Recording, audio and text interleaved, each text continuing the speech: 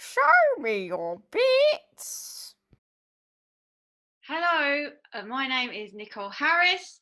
I am a stand-up comedian and creator of this podcast, Show Me Your Bits, where we're going to have a peek behind the curtain and I'm going to talk to my favourite comedians about their favourite bits. We're going to watch them and then we're going to have and analyse them a little bit, so it should be fun and interesting at the same time.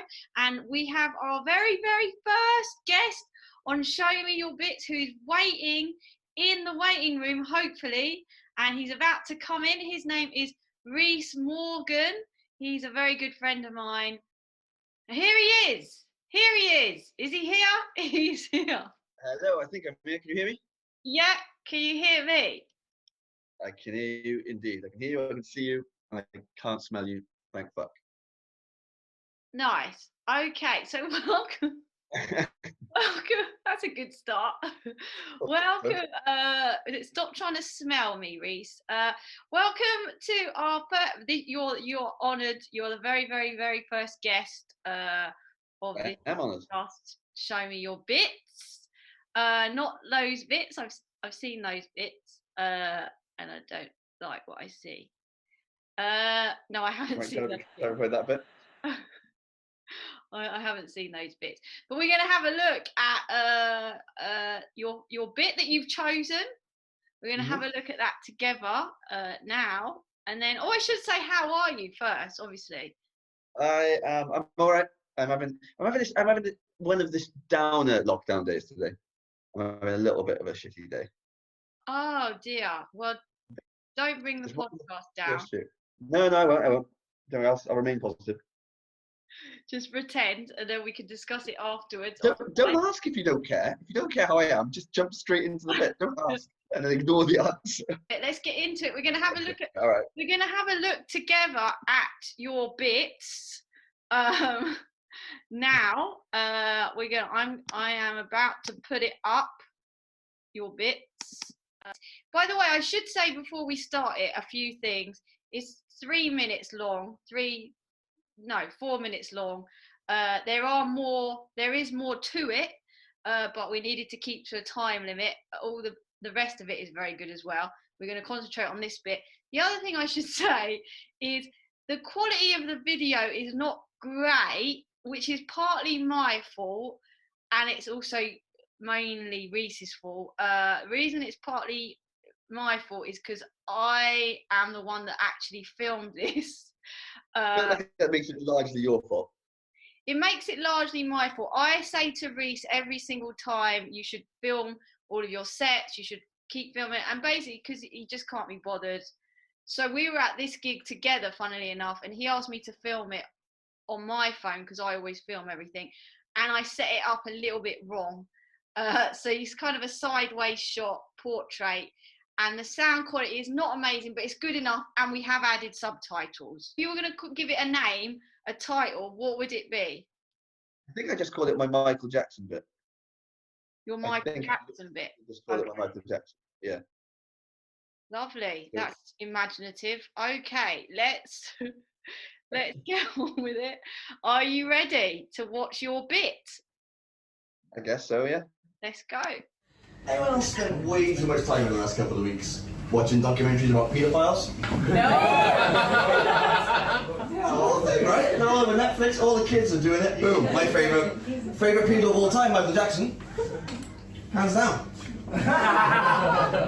Dude, man, guy invented the moonwalk just so he could fuck kids. It's commitment, right? It is fucked up. It's actually not true as well.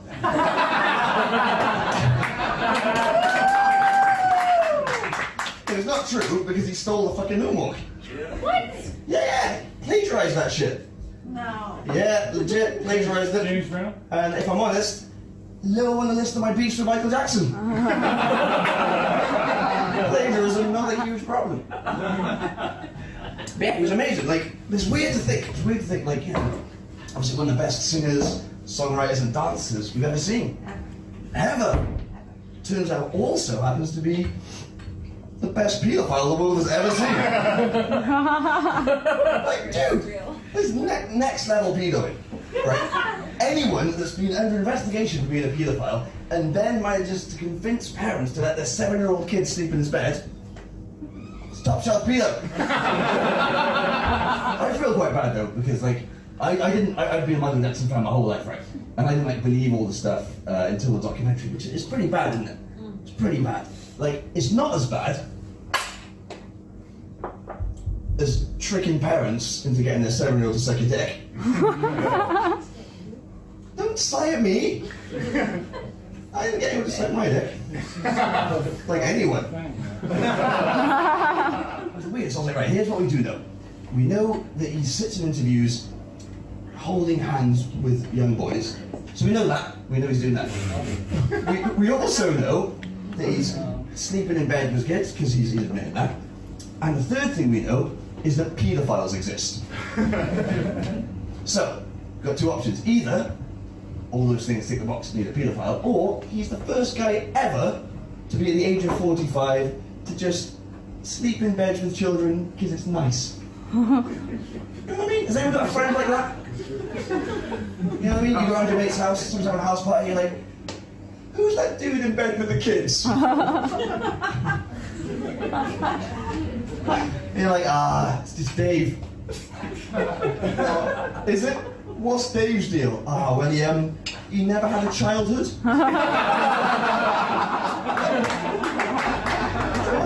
We accepted that. Fine, didn't have a childhood. Like, that doesn't stack up for a number of reasons. Like, I remember my childhood. I always wanted a Sony Discman, right? When I was growing up. But my whole childhood, I wanted a Sony Discman. I never had one. So to compensate now, at the age of 35, I don't sleep in bed with a Sony Discman.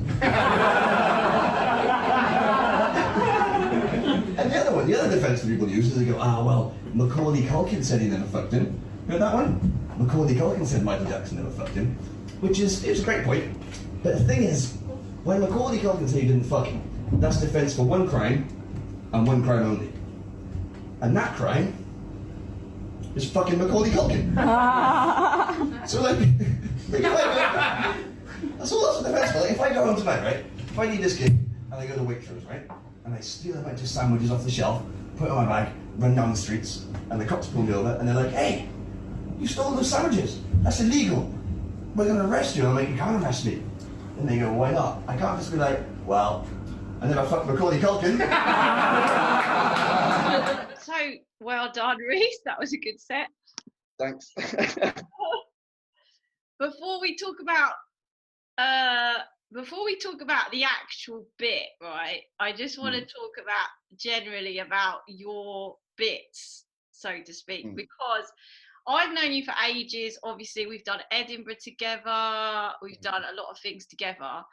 And I know that your style is slightly, as we can see from that clip, shall we say controversial? Like the topics you need to talk about are sort of more controversial, I would say, than maybe a lot of comics.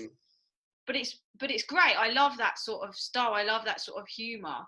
But is that a conscious choice? Do you actively seek to be a bit controversial? Because there's a lot of tension in your act, and you kind of break it with the laughter.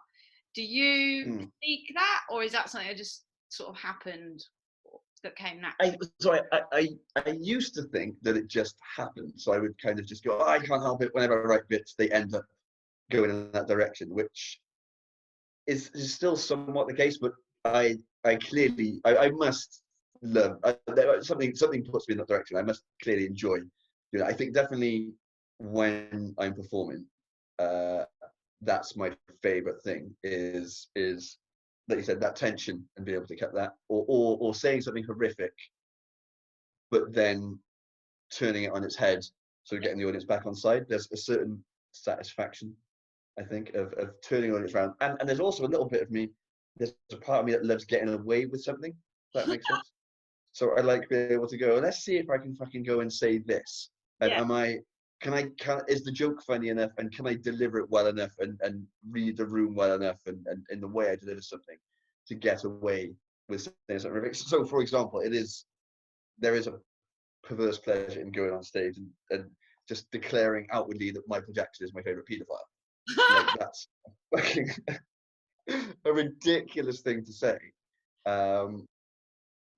But like, and it's fun to be able to say it and then kind of follow it up with stuff that obviously shows, as if it needs to be said, that I'm actually not pro paedophilia. Yeah. So yeah, I think there's a number of things that because it is a bit of an ego boost. I think comedy, you know, we like being in control of the audience and being able to read a crowd, and I think there's an extra bit of excitement when you can kind of say something horrific, the crowd's not on board, but you know deep down you're going to pull them back. Yeah. So that's quite fun. Do you know that deep down inside? Because obviously, like that, when you're watching that, when I'm watching you at a gig, like we've done loads of gigs together. We did Edinburgh together, like, but sometimes I remember even in that gig, and you can hear me kind of laughing off beat. I'm scared. Like, Yeah. like, he's only joking. Something's about to, funny's coming out. He doesn't need it. And I feel scared. Like, I'm like, ugh. And I know how do you feel in that moment when you're building the tension up? Are you like, shit, this might not work?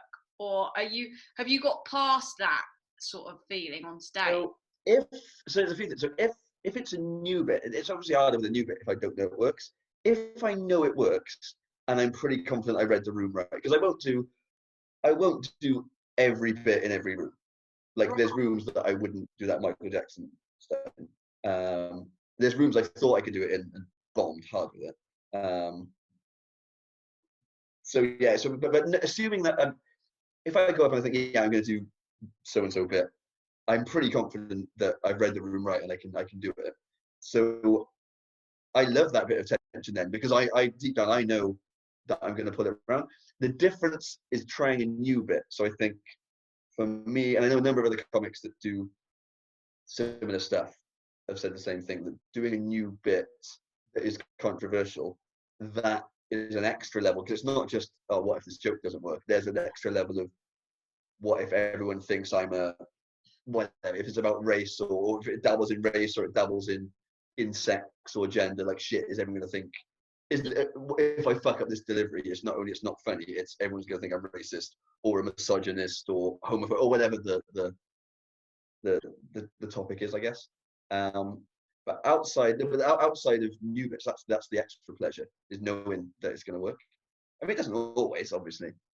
Yeah, I mean, I'm assuming that with that style that you've got, which is kind of like, because obviously all comedians have to try out new material, and they all run the risk of bombing, you know, like I do, someone else does if they try, because as you don't know if the joke works or not. But I feel like with your stuff, I mean, I kind of go on the edge myself sometimes, but not as much as you. And I feel with your stuff, there's like that extra possibility of bombing at the beginning, especially when it's like new material. Do you think that's right? Or do you think it's just the same as any other comic who just goes and tries new material and you kind of have to work out what tweaks to make? Or do you think with your stuff in particular, it's harder to get it right? Difficult to say, because my jokes, a lot of other people do jokes that are more complex or more intricate. I don't think mine is super intricate. So I think someone that's got a more intricate joke has just as much a tough time. They're trying to work out how to make their joke. If someone's got quite an intricate joke, a complex joke, they're trying to work out how can they deliver it as succinctly as possible in a way that everyone can understand it. I'm doing the same thing, but I'm doing, how can I say this quite horrific thing in a way that's palatable and in a way that I know I can pull it back and it doesn't come across as someone perceiving me in a negative way that I wouldn't want, I guess. So I think it's the same. It's the same amount of work in a different way depending on what it is. But yeah, there's definitely an extra layer. I think that the difference I have, well, you'll know this because I have to ring you up and go, can I say this on stage? I usually say no, and you usually just no. You usually say no. Yes, so I think that's the thing. I don't know how many comedians have, because I've never had, like, I've had you ring me and say, does this joke make sense? Yeah. Or quite a lot of comedians will ask, does this reference make sense? Have enough people heard of this thing? Yeah. But I've got to go, does this make me sound, or no, or just can I get away with this? Yeah. So with this Michael Jackson joke, I don't know if you remember, but there was a bit, and I think I tried it once or twice against your advice, which was to not try it.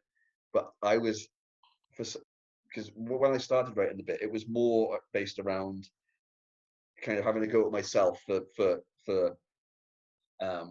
defending Michael Jackson for like the last 20 odd years until seeing this documentary, a year ago, or at the time I wrote the bit. Yeah. So it was more focused around that. And for some reason, I thought it would be really, really funny if I was talking about how much I defended Michael Jackson and how I was like 13 when the allegations came out.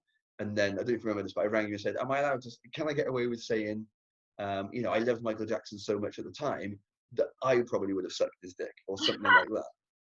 And I remember you just going, "But that's not a joke. But it would be really funny to say." And you were like, "But that's just you saying something horrible." And I was like, "Yeah." I remember. I just waited, didn't I, on the phone, and I was like, "Yeah, and where's the punchline?" You were like, "Well, it's not exactly a punchline." I was like, "You can't just say that. It's not funny." And I told you not to do it, but obviously you did it, and I'm assuming it worked. No, it didn't. And there you go. I'm always right. It didn't. Yeah, but we don't know whether it didn't work because it was just horrible, or whether it was not funny, or more than likely the fact it was neither a joke nor was it an acceptable thing to say. Yeah, but some of my bits are just they're not really jokes. They're just things which are fun to say. Yeah. So I get. Yeah. So there's that bit I've got which is just me saying how when I'm having sex I like to get my dick slapped, and then that's not a joke. But walking around stage, just keep repeating to people that I like to get my dick slapped, and asking someone if they had their dick slapped, and asking this girl does she like to slap dicks, is it's super fun, even though it's the most lowbrow fucking comedy in the world. Well, I think as long as it's funny, I mean, as long as it gets a laugh, I don't. It doesn't have to be set up punchline necessarily. It could just saying something funny. I mean, I agree. Otherwise, I wouldn't have an act. No, you've got. Well, I mean, from the bits like that we just saw, there are clear. I think if you really analysed it, there are clear set up punchlines. It's just you tend to write more. Like your bits are quite long compared to say my bits. Like I mean, I'm not sure if I even have bits as such. I have more like I'll write a joke, and it'll just be like a joke, maybe 30 seconds long, and that's it. Whereas you'll ring me up and you'll be like, "Oh, I'm working on this bit," and then you'll go on for about 10 minutes. I'm like, God, that's a long bit, isn't it? Yeah. How do you go about doing that? How did you go about writing that Michael Jackson bit, for example? So for something like this, I'm trying to think. I think it started with this bit. Yeah, that I wanted to talk about more so how come I defended Michael Jackson for so long, and then and kind of how he got away with it, and how it was ridiculous that I'd only kind of figured it out now. So I think I started, and then I came to that idea that it was the reason he got away with it for so long was that he was so good in it, and then that kind of started the whole. I wonder if I could go on and talk about how good he was at it. Yeah. And then so that was initially I wanted it to be all that, but it was just too. So there was a lot more, but I think there was probably a few minutes of and it was too much. So I tried that at open mics, and I'd get like one laugh at the first bit, and it was just you can't spend 2 or 3 minutes just going, "This is why he's a good paedophile. This is why he's a good paedophile." It's just because people start to think there's no real sense of sarcasm or irony here. It's just you're just praising someone, which is ridiculous. So I kind of had to shorten that down. I thought, okay, well, if I need to attack him as well. I can't just have the whole bit.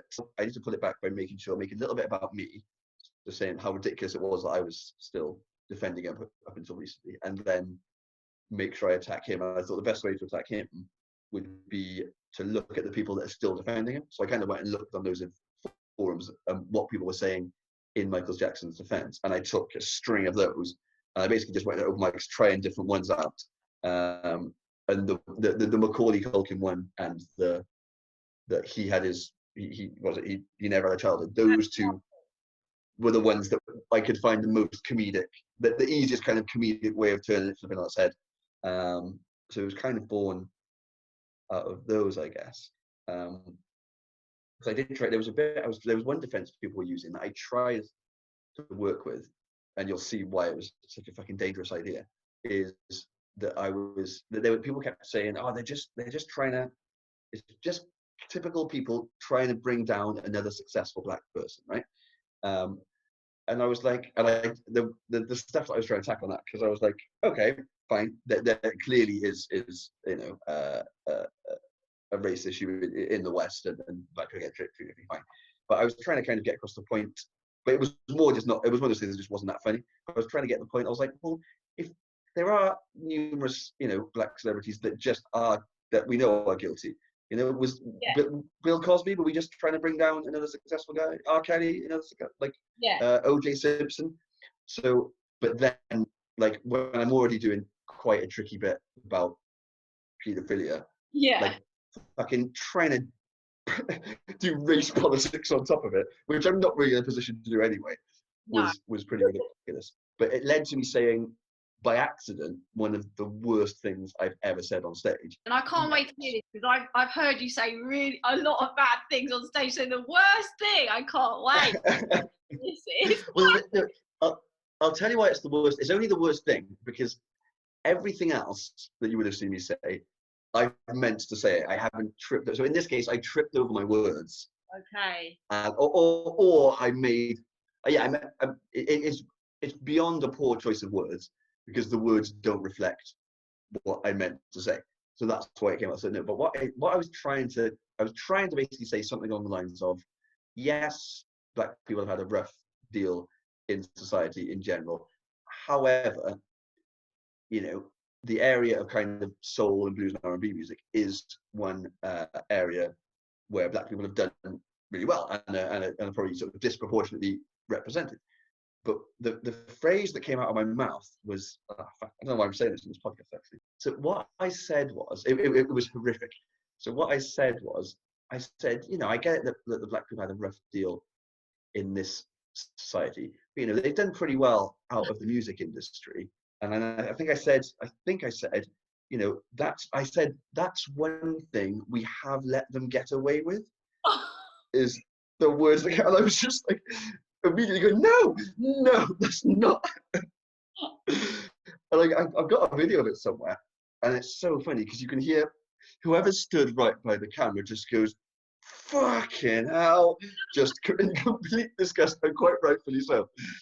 But like immediately I went, no, that's not what I was fucking saying.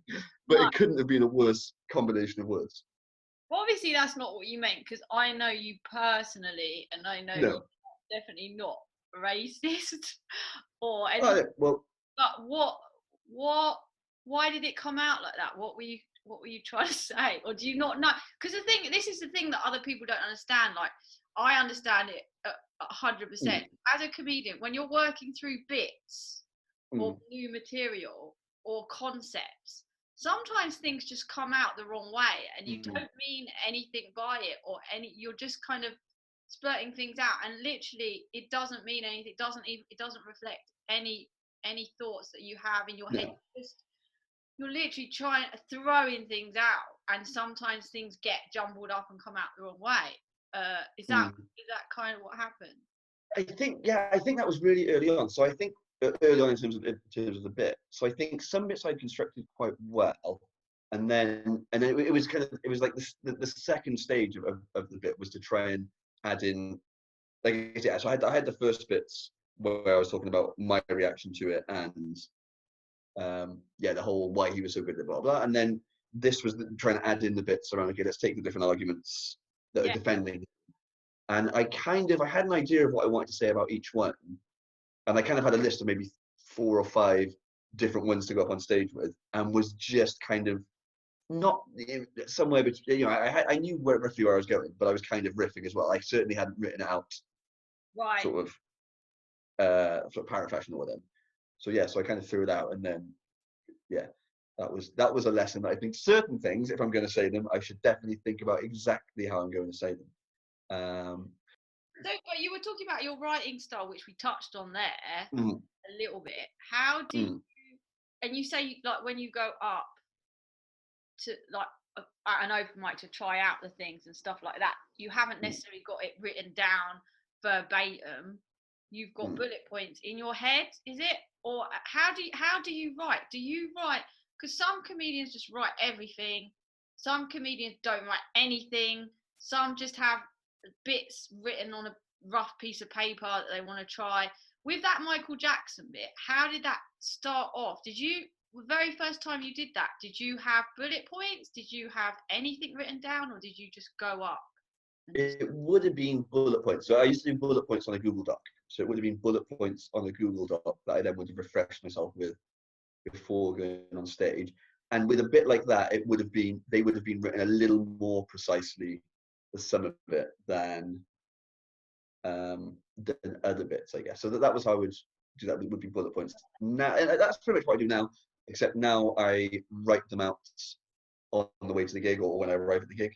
So I'll write the set out rather than just read it off a Google Doc I've written previously. Computer. Right. Hello, Rhys. So Hello again. There was a slight technical problem where Rhys just disappeared, which usually would be absolutely the answer to all my prayers, but not when I'm in the middle of the podcast. But we were drawing it to an end. So I was going to end on 2 quick short fire round questions. Okay. The first one is, one short fire round question. In one sentence, describe your comedy style. For fuck's sake, I hate that. I knew you'd hate that. Promoters always do that in their form. How would you describe your acting? Fucking no. In one sentence. Yes, please. It's a quick fire round. I don't do quick. Can I just give you a list of adjectives? No, it's a quick fire round in one sentence. Low energy, controversial storytelling and observations. That's kind Low of sense. energy, controversial storytelling and observations. Yes, because you didn't use the word that I know you hate, which is edgy. So I wanted to see if you could get away with that. And finally, this doesn't have to be a short round. Who inspires you in terms of comedy? Don't say me. I know it's me, but other than me, apart from you, apart from me, who inspires you for your comedy and why? Just one person. It could be one person. It could be more than one person. This one is not a quick fire round, although we are limited on time. So the biggest inspiration. This is going to be really fucking typical. Is just I would say would be Louis C.K. and Louis C.K. Yeah, Louis and probably Bill Burr. That would be the two people that most made me want to do comedy. And I think for quite similar reasons, even though they're quite different comedy, I think for quite similar reasons. Again, just being able to see someone tackle a really difficult subject or controversial subject and get similar things, say horrific things but get away with them, and kind of that sort of say something horrific and then turn it, start with the crowd not on board and get them back on board. So I think the first thing I ever wanted to do was very much how Louis would start a bit, which is to walk out, say something insane, and then see you pull it back. Which is probably exemplified. I think in the Michael Jackson bit, that's the same sort of thing. To go, he's my favorite people. It's the same sort of thing. Yeah.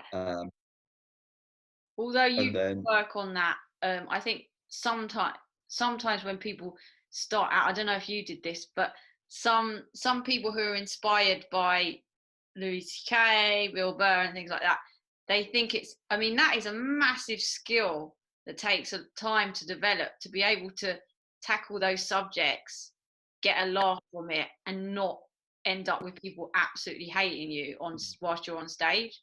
And sometimes I think people think it's easier, and so that they start doing comedy, they come out with it, and people go, oh.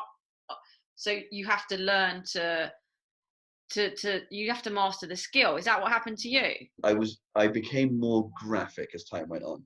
Right. I'd say that's the difference. I've been more graphic. What I got better at was learning when it was going to work and when it wasn't going to work, and deciding when to do which bit when.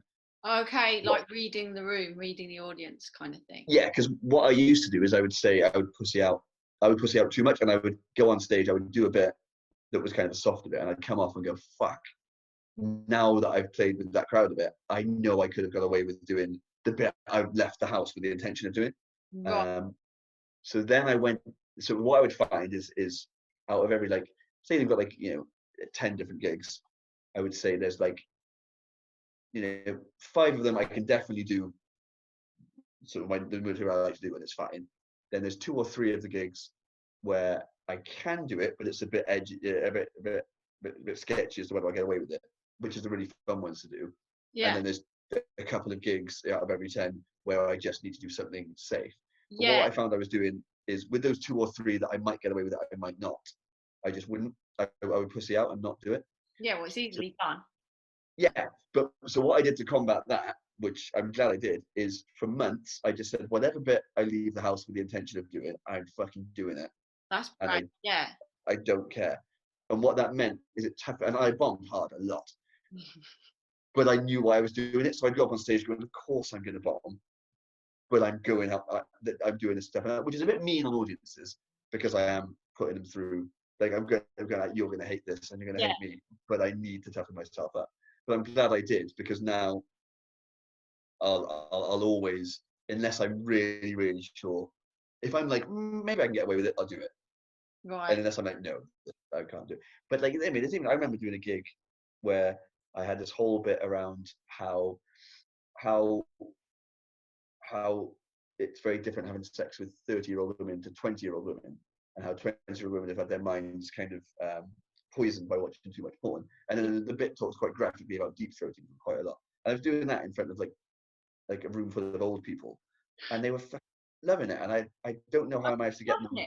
I remember turning to, like, an old lady in front and being like, do you know what deep throating is? And she's like, yeah. I was like, right, I'm going to apologise now, because we're going to talk about deep throating for the next 5 minutes. And there's her and there were two elderly couples, and I'm talking like 70, 80 years old, and they were living it. But I wouldn't have done that before. But in situations like that, you have to do that thing where you kind of coach them through it. I can't just stand on stage and just rattle into it. I can go, do you know, okay? And I could kind of talk them through and do the bit at them and do it a bit softer and stuff like that. So basically, you've learned how to. You know that there are some audiences, like, you just look at and you're like, however I approach this, it's just not gonna work with them. They're just not gonna enjoy it, so I'm not gonna do it. But where it's kind of like the in-between audiences, you've worked out a way of kind of doing it in a maybe more subtle way, or kind of like soothing them first. Exactly. Or introducing the actual controversial topic. And I'll involving them works really well. So you look at the people that might not be so comfortable, or you find somebody in the crowd that is going to that you feel will be more on board than maybe the others, but not someone that's like an outlier, not someone that's just the fucking annoying loud guy that we always get, just someone that you think seems to be more on board than everyone else, and you can kind of have a conversation with them, and then have a conversation with someone else to pivot from the one that's kind of on board to the one that's not on board, and that kind of brings them all together. But I think the other thing I found from I just, because I bombed so much doing horrific material in front of people that weren't ready for it, I stopped caring. And then I started to get a little bit of pleasure out of it, and I would kind of smirk as I'm bombing, because it was going to happen. So, and what that empowered my act across the board then, because it just meant that every time I said something horrific, when normally I would go, oh, and kind of pull Yeah. back, I would just stand there smirking, like knowing that I said, and then the number of times that smirk would get people not just to kind of get a bit more open, but I'd get a laugh out of it and get them fully on board. But Rhys, we are running out of time. Thank you for doing my first podcast. I wouldn't want any. Hold on, I've written it down. Hold on. I wouldn't want anyone else but you. You are an amazing comedian. Brilliant. I'll take it. Smile. So yeah, thanks for that. Don't And smile. I've got brilliant teeth. What do you mean, don't smile? For those who like Rhys's stuff, he has, I'd say, nothing that you can find him on. Rhys Morgan Correct. is his name, but he's going to use this opportunity of lockdown as a way to actually get on social media. He's gonna actually do something for once and get an Instagram or something, and then he'll come back another time and tell us all about it. But if you comedy might be dead now, but there might not be any more stand-up. I'm not going to Yeah. waste time making social media until we know there's gigs again. That's So actually a good point. Actually, that is a good point. Why don't you just do what you always do and spend your days masturbating instead? You'll Brilliant. get more out of that. There you go. Anyway, thanks for coming. Please come to the next podcast. We'll have another one of my favourite comedians or whoever was available. And thanks again to Rhys. Goodbye, Rhys. Thanks for having me. Thanks for coming. Bye. Bye. Oh, show me your bits.